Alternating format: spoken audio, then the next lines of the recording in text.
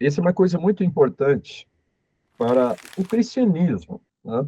Os cristãos, desde os primeiros séculos da história da igreja, eles sentiram a necessidade de elaborar declarações sucintas, declarações breves acerca da sua fé. E por que que isso é necessário? Alguém poderia dizer, mas não basta a Bíblia? A Bíblia não tem uma declaração da nossa fé? O problema é que não só a Bíblia é um livro muito extenso, mas os ensinos doutrinários presentes na Bíblia, eles não estão organizados, eles estão de forma dispersa em toda a Bíblia.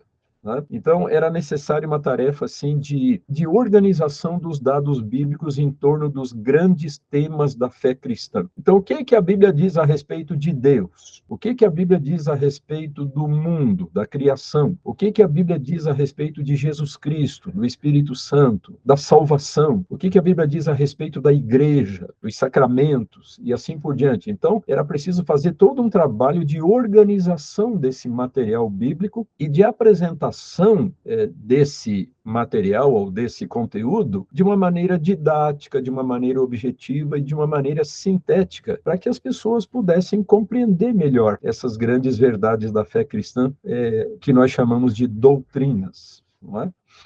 Então é isso. Já no quarto e no quinto século da era cristã, foram feitas grandes declarações sintéticas de pontos importantes da fé cristã por meio daqueles credos antigos. O credo de Nicéia, do ano 325, depois o credo de Niceia, Constantinopla, no ano 381, mais tarde a famosa Declaração de Calcedônia, no ano 451, na metade do quinto século. E qual o assunto principal desses primeiros credos da igreja cristã, no século IV e no século V? Deus.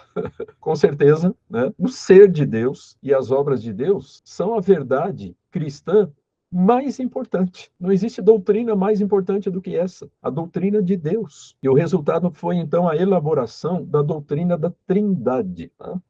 Ou seja, Pai, Filho e Espírito Santo, um só Deus, partilhando uma só essência divina, não três deuses, um só Deus, porém em três individualidades. Esse é o grande mistério da Trindade. Né? O Pai não é o Filho e nem o Espírito, e vice-versa. Cada um tem a sua personalidade própria. E, no entanto, os três constituem um só Deus, não dois ou três deuses. Então, tudo isso foi elaborado. E também outra coisa importantíssima que esses credos fizeram lá na antiguidade, definir com maior precisão a pessoa de Jesus Cristo, com as suas duas naturezas, divina e humana, né? As duas naturezas da única pessoa de Cristo. Então, tudo isso foi objeto das deliberações e das elaborações daqueles grandes concílios do século IV e do século V.